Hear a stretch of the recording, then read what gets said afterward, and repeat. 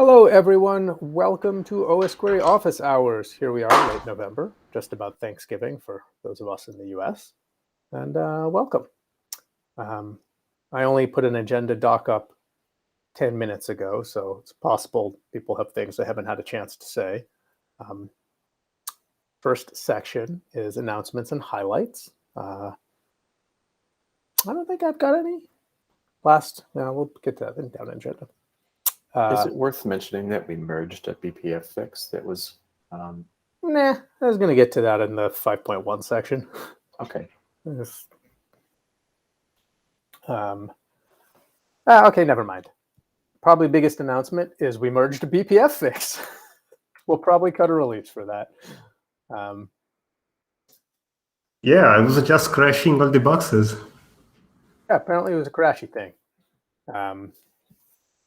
Next section is kind of an open section for any questions, issues, or PRs people want to discuss. So if anyone's come here with any questions, Roxana, welcome. New face, or I think mostly new face. Thank you. Thanks a lot for all the help as well. I was during last week installing and reviewing. So I have been for some time. I didn't knew about this project. I have been looking for it for a while because I have been working on provenance. And so it's important to have all this information, of course, for doing some provenance. And I was wondering how can I use a osquery for maintain semantic data about what is happening on the events and activities in the machine. So yeah, interested on go deeper and see what is inside the database and how can I use it for my projects. Oh, well, welcome So, aboard. thank you. Feel free to ask questions. Now's a good time. So if you've got anything you want to ask us about, now's kind of an open section. Otherwise, this is super informal. So. Yes, I just will begin to trying to set up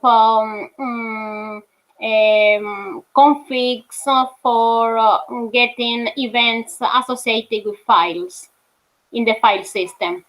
So I think that I saw in the documentation that this is the default. You have a config for maintaining queries on the certain directories in the file system. So I will try that.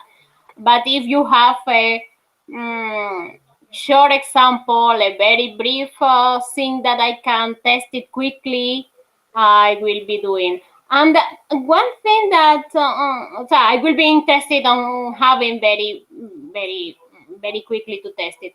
One thing that I wanted to ask is, can it be a good way to work? I created a Docker file in which I install osqueries, and I was thinking to use it for creating events that is happening and reviewing the tables and the queries that the result of the query that I can do after these events.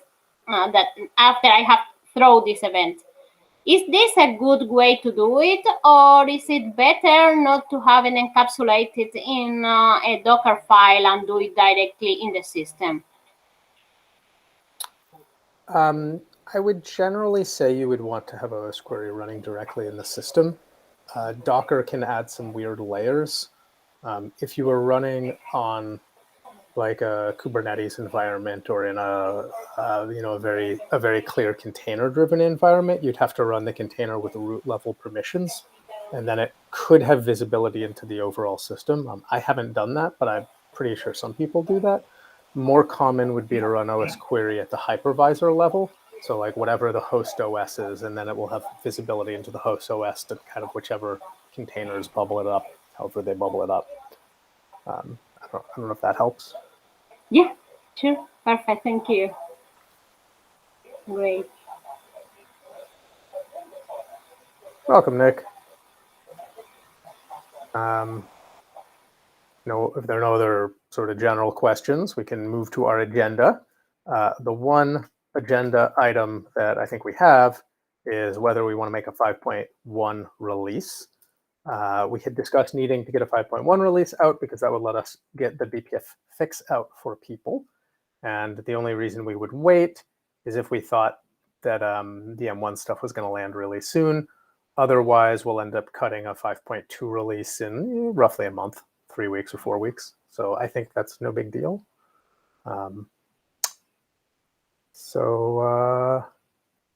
Yeah, what do y'all want? You want to push out a BPF fix? Yeah, that would be nice.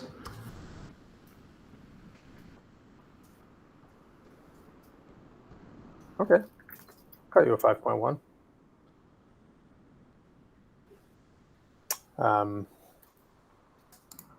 I'm not going to have a chance to do a changelog for it, but we can certainly cut it and leave it in pre-release. And I think that's probably what most people would want to start playing with it. Does that sound right? I can probably make changelog later this. I don't know. I don't know when I can make changelog. I'm so sorry.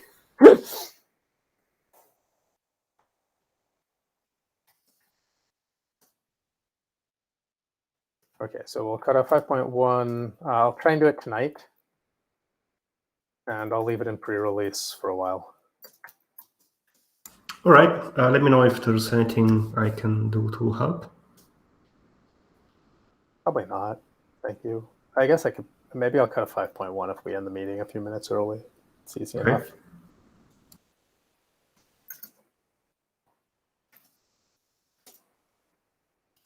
And I guess once it's cut, people will play with it as ever. So cool. Anyone want to say anything else about a 5.1 release?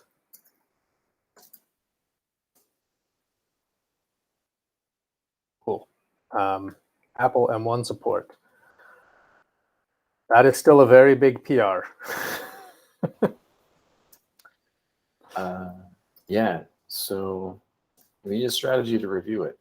And yeah, all I can think of is decomposition, sort of taking a big task and decomposing it into conceptual smaller tasks. Into either 400 smaller tasks or 37, depending on how you choose to look at it. Yeah, or you could think of it as like, these are all just libraries being updated, and then it becomes one concept. But it depends on how closely you want to read each line. I guess we had the review suggestions from Mike in the comment. I think that there are many files that can be mostly ignored, like all the config files or the generator files are really interesting. Yeah, hundreds of these files are being generated, and then we're keeping the generated product in Git. So to be honest, I feel like I need to at least skim them. So yes, I agree. I think the review is pretty light. And if these were split into libraries, it would be easy for me to figure out just how to be like, okay, cool, I can just eyeball this. Yep, these updates to generated file look reasonable.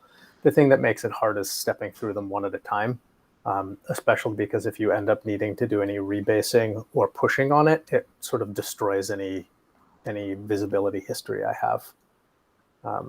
So we kind of need to like freeze it to review it because it's such a big moving target. Yeah, and I was about to say that readmes are what can be reviewed. It is really interesting to review how libraries have been compiled. Because now we have a README for each library. Nice. Yeah, and in a sense, that's a self-documenting PR to review that part first. Instead of READMEs, you should use make files.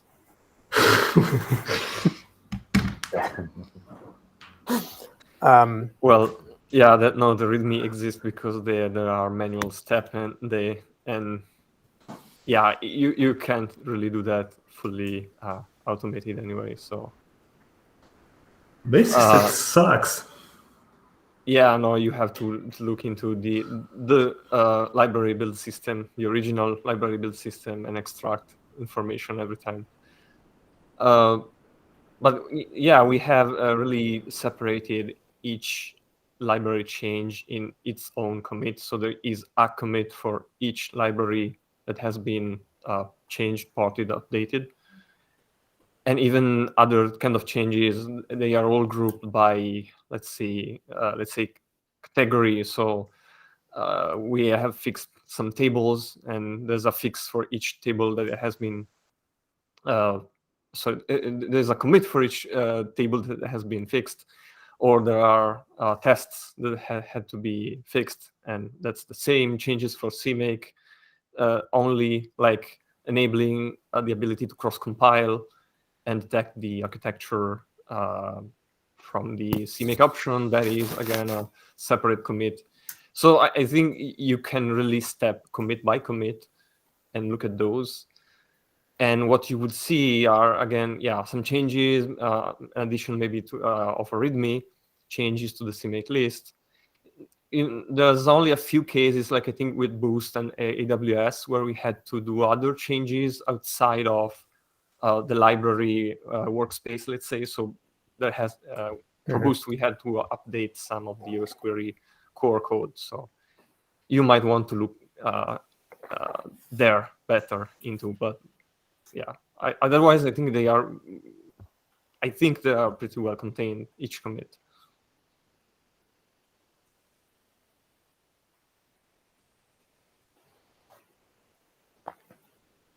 Roxana, so this is mostly a volunteer project, though many of us are paid by our employers to work on osquery. So it's a little fuzzy. My employer indirectly pays me to work on osquery. We ship an endpoint agent, which itself uses osquery, and I can take some of my time to work on osquery. A little roundabout. Other people may have other stories. Okay, because it could be the same for me. I could need to ask for time from my company to dedicate some time to help in the project or be involved more in the project. Thank you very much.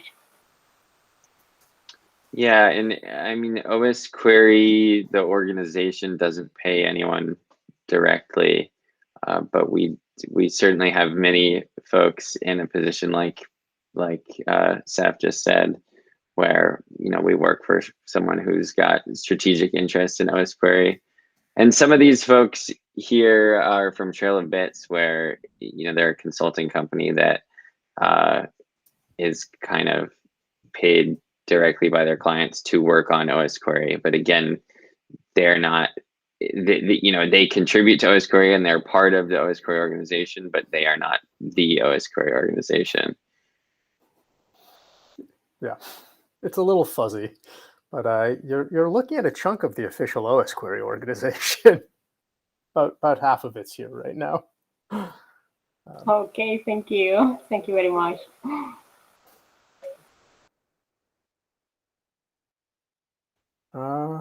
Okay, so it sounds like we should all try and review the M1 thing. I'm excited to see that land. I just am scared of that PR. And I don't know. Anyone have other things? Might be a pretty short meeting today. Yeah, once that is merged, then we can look into the changes for the code signing workflow. I already made a pull request for it, but it may not be fully working. Okay, so we want to probably merge the M1 stuff before we start. You're talking about the universal build stuff? Yeah, so there were no changes on the osquery packaging repository, but on the code signing workflow, I changed a couple of things. I can try and review that pretty carefully. I'll probably wait till after we get 5.1 out the door. Yeah. I guess it doesn't strictly need to, because that's pinned by no, that isn't pinned by SHA. We just build off the head of code signing. So, yeah, okay. Yeah. I also made a couple of changes in how it works, so that it will attempt now to detect which osquery packaging version you should use based on the artifacts. Okay. But you can still override it if you want. There's a new parameter that you can input. I'll read it. I'm sure it's reasonable. Reminds me, we did have an outstanding request to try and make consistent latest symlinks, which I don't think we built yet. So we could do that. And I know Charvel had some thoughts about whether the osquery packaging should try and clean up the old version 4 stuff out of user local, but I don't think we did anything with that. I don't think you can. So, well, okay, I know less about macros and packaging, but as far as I recall, you are normally, so you have to delete files manually using you maybe could stick using that the into manifest. you could stick that into a pre-install script. Oh, okay, you mean on the next install? Yeah. Yeah, so the 5.1, like the thing. Yeah. So previously, every time you installed a new version, it would simply overwrite the old version, and this is probably what you want. When you install 5, because the paths changed, it didn't overwrite the old version, so the old version is still running, and that's probably not what people expect. So there was talk of, well, it's not real, it doesn't feel right, but the post-install or pre-install could just go and delete it. We'd never really settled on what we wanted, so we didn't do anything. I mean, on that note, there is also an additional thing, which is if you, well, it's partially related in the sense if you still have an osquery running where you are installing a new one, we want to try to detect that, and either stop the previous service or at least fail the installation, because currently this is the case. For instance, on Linux, where you can have an osquery running, you install a new version, but in theory the process still running is the old osquery until you actually restart the process. So it's annoying. we like in a perfectly clean world, you would only care about the OS query that you thought you had done, right? So like, be it by path or by bundle ID or something, but we changed all of that. So there's a little bit of a weird like legacy transition. At least on macOS, we changed all of it.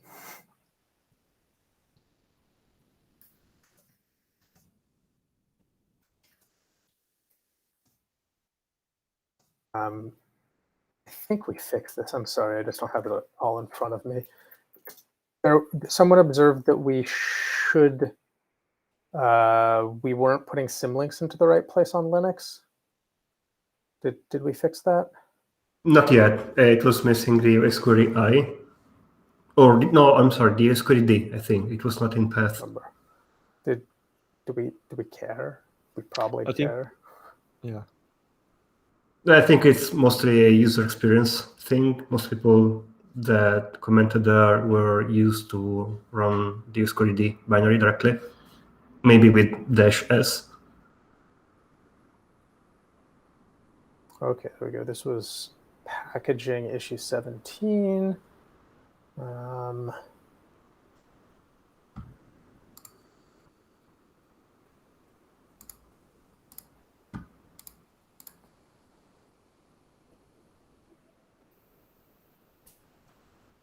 Yeah, okay. It wouldn't be wrong to drop symlinks. Okay, so we dropped symlinks into user local bin, which we did because that's how we used to ship it on macOS. On Linux, we've never shipped in user local. We ship in user bin, or we used to. We didn't put symlinks into user bin. Arguably, we should have.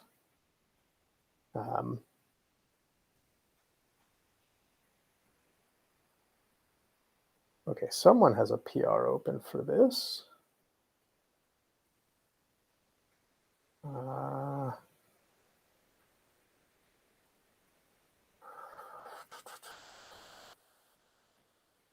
This might be a really easy one to review, so like if possible, it might be worth squeaking it into 5.1. Alessandro or Stefano, are either of you in a good place to absorb that? I am talking about Which that one? PR.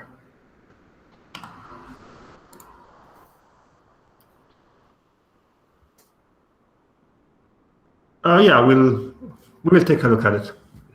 Okay, I'm happy to hold 5.1 like a day to get that in, because I think that will solve some people's problems. Oh yeah, I forgot. Yeah, there are a couple of changes to be done, but yeah. Are they easy? Like, do you want to squeak it in today? Well, meaning if I correct it, I push it on the directly on the PR, I guess. Yeah. I'm just thinking, like, I mean, we could go either way. We could cut 5.1 with the BPF fixes and then defer these to 5.2. But if you're like, just do it. I don't know. I kind of want to defer to you too.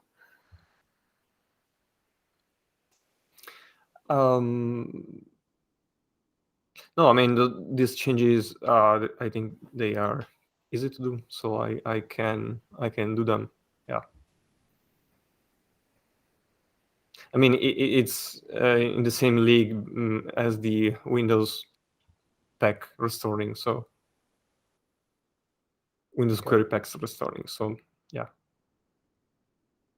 Okay, I'll hang out on the 5.1 release until we do that then.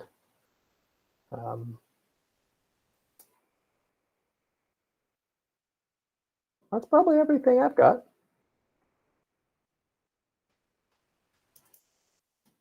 Oh yeah, I was about to ask. Someone commented on the PR 6904. I remember we had concern, but we didn't mention them in a pull request. As far as I remember, the problem there was that the query operators were too broad, and they could cause the watchdog to kill the worker. What 6904? Yeah, I've linked it in the document. 7259, I think. Oh Is yeah, this an sorry. already closed PR? Yeah, sorry, it's Oh. the title that threw me off. Yeah, 7259. Got it. Thank you. Okay. So yeah, it's mostly about writing a response there to show what was the issue, so we can fix it and approve it. I don't think we're going to get this one into 5.1. Oh yeah, no, not for this release. I'll put it into the 5.2 milestone, and we can aim to have it done in 5.2, because it looks mostly done. Yeah. So this is the unified access log. Okay. Yeah. The two things I have noticed were the constraint are not always behaving as you would expect. And again, those constraints, maybe I've only detected a case which you could say, but why you want to do that? Like you were excluding a certain time range, or basically any time the constraint is trying to exclude certain range, then the constraint would not work like that, but would take only one of the two. So you're saying it has to be less than or greater than, but it would only take the greater than one and run with that constraint. That is only what I found by my limited tests, but I worry and wonder if there are other constraints that are not behaving as they should. It's probably worth making sure that our code is good, or the code in the PR is good. If the underlying library behaves slightly nonsensically, I think that's maybe okay. I feel like most of the logging things, osquery will let you shoot yourself in the foot if you run a select star from events or from ASL or from this table. I feel like we can't. So I'm less worried about that, and mostly just I think we got to make sure that our own constraint parsing is right. Yeah. The second issue was exactly about that. I think I could categorize it like a nice to have, so maybe try to improve performance, but it's not blocking. Yeah, for the constraint, I am not sure if it is a limit of the macOS API unified access logger API, or yeah, if this is something we are doing wrong. I would suggest that we try to move away from these tables where you can accidentally select star and lock up the whole thing, and instead treat it more like the files table where it's like no constraint means no results. So while you can do that, there's still a foot gun.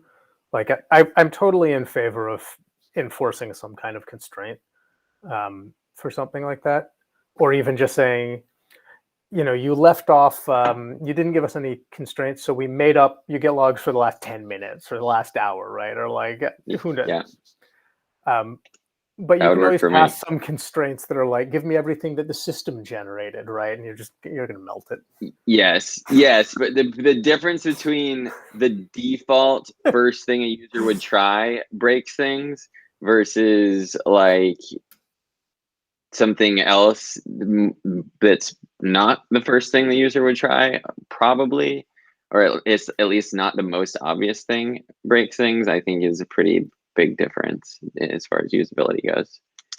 I'm on board with that. I'd be even on board for changing the existing tables. I think that would be just fine, because I doubt that anyone's intentionally selecting star from any of these tables that would basically break the system. You might want to do something like that on an events loop, because it wouldn't be Yes. as bad. On the other hand, that's a different table, so it doesn't matter. Totally different on events tables with the events optimized flag, I think, where you would be getting only the new events. Yeah, I would also suggest to do as initially suggested by Zach. So have require that the SQL query is written in a certain way, because otherwise you may not know that table has a default behavior and the data you receive is actually being limited, because how you report it beyond, the user would have to check the log maybe if we are reporting an information sense. there. Yeah, so if you did a select star from logs and you only got like the last 10 lines, how would you even know there was more? That's a good thought. So we're talking about adding a mandatory where clause. Yeah. All right. On all of these heavy log tables, or one at a time. I think the most consistent behavior would be return nothing and possibly emit a warning, or return an error if that's possible. Well, that's a fun question. So one of the things I think we've never had a consistent response for an OS query is how to handle errors. So I get that I encounter this a lot building custom tables over in launcher land, but I think the problem is fundamentally the same, which is that if something in the table code wants to generate a non-fatal, non-protocol error, do you return that? Do you return no results and log something, or do you return like an error result? And what is an error result? And like for some of our tables, we return -1 as a sentinel value, and for other ones, we just return no rows. And this is like a fundamental thing I don't want to bring in, but I almost wish we just had like an underscore error column universally that something could just populate, but we don't. I think this is a common API question on like JSON APIs is, do you return errors in band or out of band? Yeah, and then there's the whole, you use like -1, null values, empty values. But I think right now as long as you're able to return a row, we return it. And if errors that the user should care, let's say, happen, they are logged in the logs. Well, so we get these times when like we can return partial rows because like we're stitching data together. So like you get a partial row from one place it's like if you fetch user information. When you do a we join. get, no, you mean? even within Oh. a single generate block, we've got these places where we hit multiple API endpoints. So you're like, you get data from one, you partially populate a row, and then you get an error on the other API. We sometimes return the row and log an error. So you're getting partial data. And then correlating errors with SQL queries is Just to clarify, you mean when we are internally using other select all from, so basically doing other queries on other tables? No? No, there's places we just hit two APIs. Like we'll do one API. So like a lot of the users tables, we'll use one API call to get the list of users, and then we'll get user details for every user using another API. So it's just straight up two OS APIs behind the table. Yeah, but I would think that your interface is the whole table. So unless you're actually querying different table, as sometimes we do, I would say the errors that you receive are referred to the whole table, and it's not necessary maybe to know how it is internally implemented, to know that separation. Like what the user see is the table. So I would only That's maybe true. worry I think about. Yeah. what I mean is there are places where I think we may return half data because I'm not sure we're consistent in whether we return a partially filled row or not based on which parts of which API. Like we're just not consistent because it's all like up to whoever wrote the table and what they were thinking on that day. So I don't think we have best standards here. Should we track this? Is not emitting a row better in this specific case? I don't feel like I have broke him. So the thing is I don't think there's a clearly correct answer.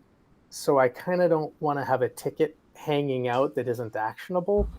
Yeah. It's sort of like osquery does a lot of really weird and really cool things, and sometimes you just hit edge cases, and I don't even know where to document them meaningfully. It's like really understanding all of the edge cases of osquery requires you dig into the code because there's just so much. So like it's like every table has its own nuance, and 99% of the time you don't have to care, and then sometimes you're like, wait a minute.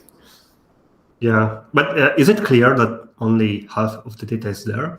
Should we maybe introduce an additional column containing a specific state to describe the error?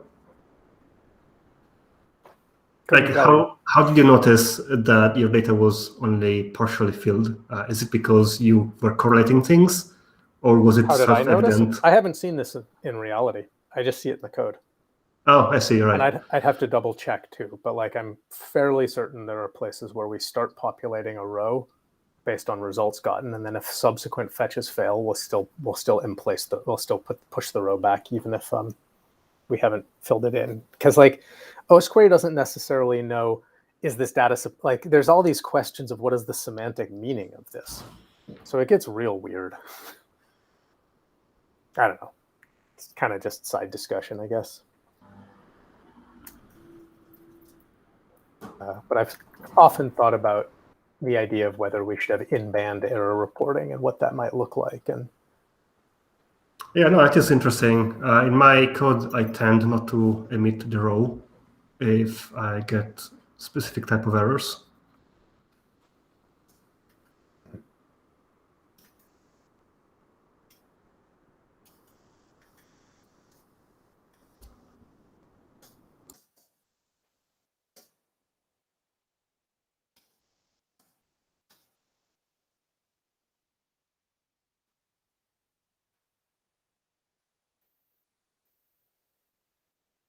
anyhow, sorry for the digression. No, actually, it's something maybe we can document somewhere, the policy on whether we should emit partial rows and when. I don't think there's a consistent answer, so I just want to be aware of it, and I don't know how to. I don't even know where to document it. Our docs are huge, so if you wanted to put a footnote in being like, sometimes you get a partial row, read the source code. Like, I don't know. Oh yeah, I think- maybe even updating the examples we have for the extensions and show what a partial row could be. I mean, you go too far down this. I could also point out that we are deeply inconsistent in our use of nulls versus empty strings.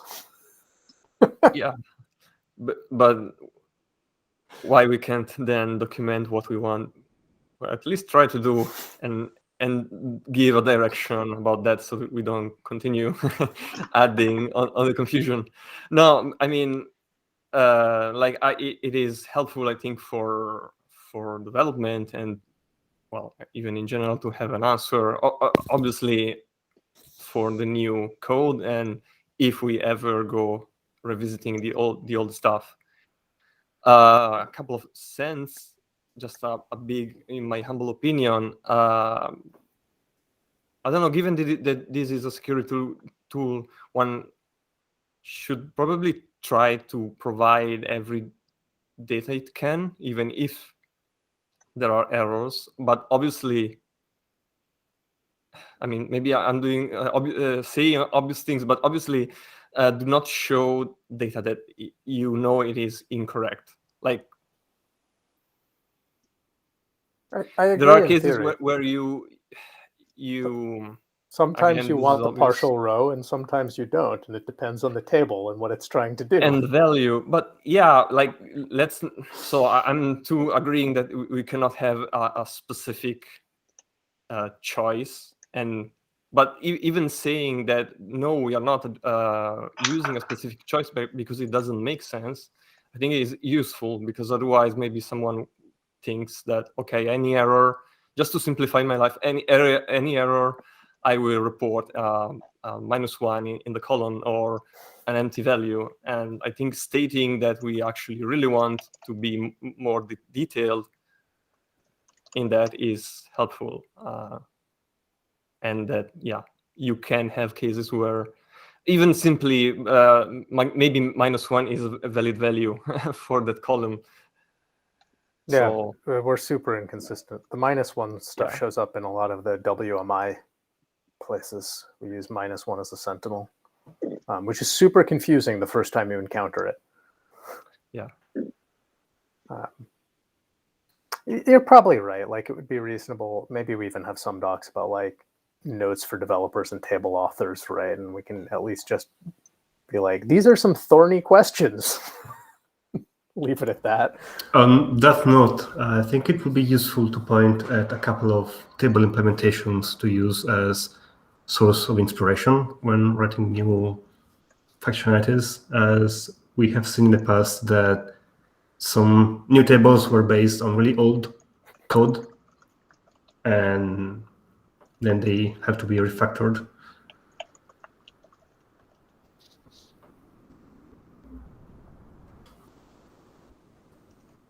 Seems reasonable too.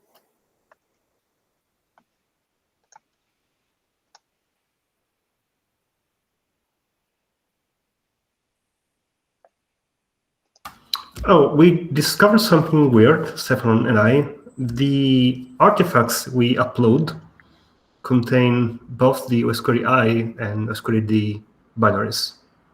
So we lose the symlink somewhere in there. Is it fine if we just delete one? Like, I don't think we need both of them. I agree, but I wonder where they're coming from. Yeah, I haven't debugged. Not yet. I think, yeah, I don't know, probably with the transition to the new packaging systems, symlink creation has been transformed just by to a copy of osquery D into osquery I. Well, there is a case still for Windows where you could create symlink, but it's messy to do that through the MSI to have the osquery I as a symlink to osquery D. So in that specific case, I think we are duplicating the binary, but yeah, that's the only case. Otherwise, on POSIX platforms, you can do that.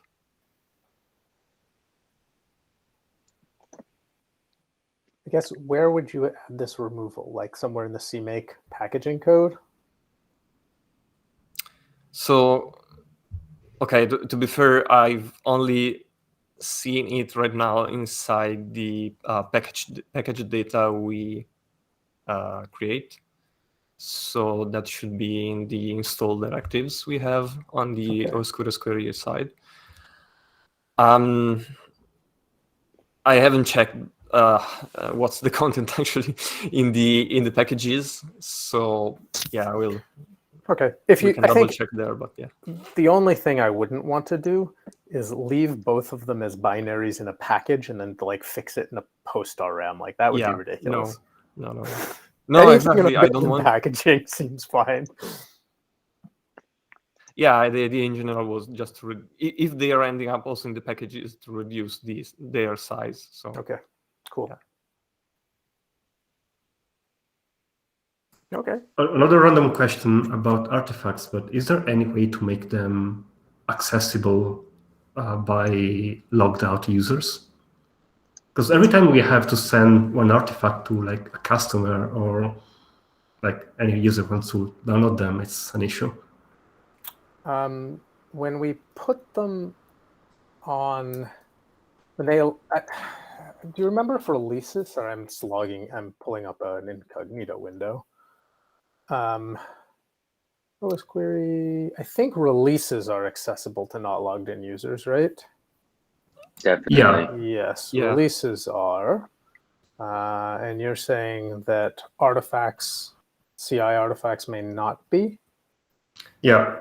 Yeah, this was something similar actually on the old Azure DevOps. You also had to install an CLI, but yeah. Yeah, okay, you're right. I can see them, but I can't download them. Um, Yeah, I don't know if there's a magic box we can check to make them. Thank you, Nick. Too I slow. don't think there's a magic box. I haven't seen a lot of configurability here. I think our choices are kind of either roll with it or shove them into S3. That's what I was going to say. It wouldn't be hard to shove them into S3. I don't want to add to the huge traffic. It wouldn't add that much traffic because these don't see a lot of download use. I'm sort of pondering more, how do we manage that? How do we clean them up regularly? Is there an attack route that I have to think about? Probably not. But it is the sort of just like, how often is this a problem? Oh, pretty much every time we merge something, we want to provide binaries, and then we have to download them and upload them on Slack channels. Some things and you then could they do. have to, like, I wouldn't know how to make them, to allow them to check that they were not tampered with once uploaded. And the people you are providing them to do not themselves have GitHub accounts? Sometimes they seem they do, but they don't like to use them, apparently. I don't know. But I mean, it's not just, something that would be nice to have, but I mean, it's not that important. Are you looking to provide people things from PRs or from master after PRs merge? Ideally both, but even master is fine. Because there's kind of always been an interest in thinking about how to put up nightly builds somewhere, which would look like every time we merge to master, that build goes somewhere accessible. So I'm more interested in seeing that than I am in like plumbing a lot of how to make PR builds accessible and cleaned up, and like how to duplicate GitHub. It just feels like we're duplicating GitHub infrastructure to get around, a logged in requirement. That feels to get around GitHub infrastructure. Yeah, like I'd rather think about, well, how do we make nightly builds available, right? Like, yeah, that'd be really interesting to have. Yeah, I mean, they could be released on GitHub with the pre-release tag. I would shove those ones in test3 directly and just be like, look, here's a magic directory. doing things like automatically making or updating releases gets weird because releases are meant to be immutable. So you can't just have like a floating latest kind of thing. So you'd have to like remove a tag and then re-tag or something. It'd just get weird. I don't know if that made sense. But they're not meant to behave that way. And I don't think, I keep wanting the GitHub package server stuff to like be amazing, and it keeps feeling not amazing. That's like the full GitHub experience is to have your GitHub actions upload into the GitHub packaging system, if anyone actually uses it.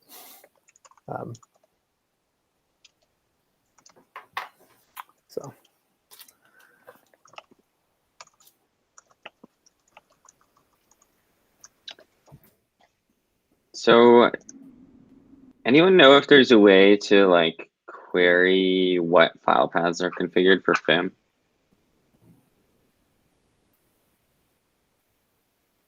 We can't get the raw config, right? Or just a way to get the raw config? I seem to recall that we have a config table, but I don't recall. There is an osquery flags table, but as far as I know, it only exposes things that are declared as either an option or a flag, which would exclude things like decorators or file paths. Okay. It would be useful to have it, however. I think it would be useful. I want to say, can we just expose the whole config? But I wonder if anyone sticks credentials in there. So like the Yara URLs may have credentials in them or something. So I feel like there's a little bit of a, what would we expose? Maybe we could just exposing the FIM config seems totally safe. So I don't know how to work through that. Hard to say with any certainty on that.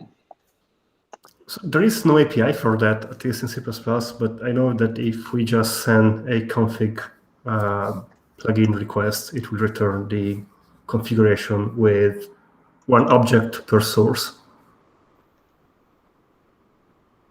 And it should work with extensions.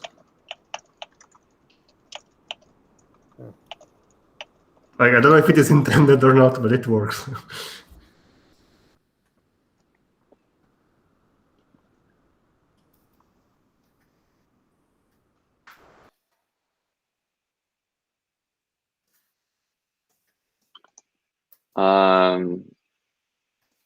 Anyone know why there's both a disable carver flag and a carver disable function flag?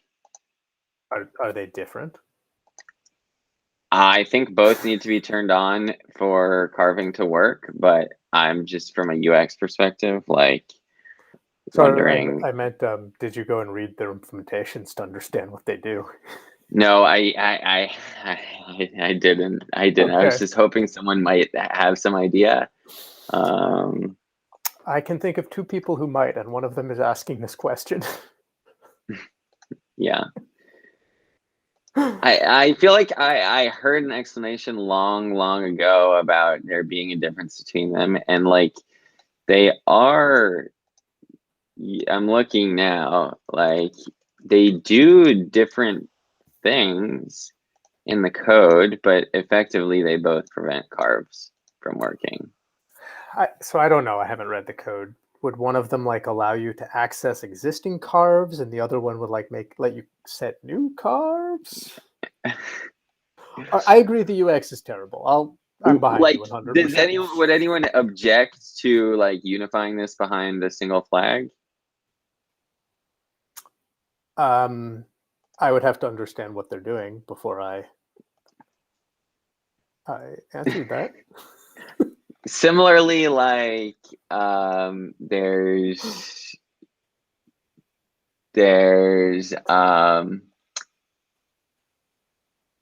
oh no, I guess that makes more sense. There's disable events and then there's enable file events. Yeah, like another thing we could do is get a flags library that supports enable instead of disable equals false. And then double the number of flags that osquery supports. Sounds fun. I would accept doubling the number of flags to have reasonable Boolean semantics, yes. Sorry, what was the name Okay. of the second one? The function one? Disable? Carver disable function. Oh, it starts with carver. Okay, let's see. Yeah, it doesn't start There with was a- disable. It's a fancy one. Sure, it's not like disable carver disable or carver disable function disable. Ah. And by default it's true. Well, okay, now yeah, makes sense, I guess. So you have to say carver disable function equals false and disable carver equals false. On that joyous note, I have a meeting in 2 minutes. I also have to go. So Yeah, I also do. I'm going to suggest we end it on this wonderful redundant note. Can you rephrase that as a double negative? Continue meeting equals false. Wonderful to see everyone. Those of you in America, please have a happy Thanksgiving. And everyone else, have a great week. Bye, everybody. Bye, y'all. Thanks. Thank you. Bye. Thank you.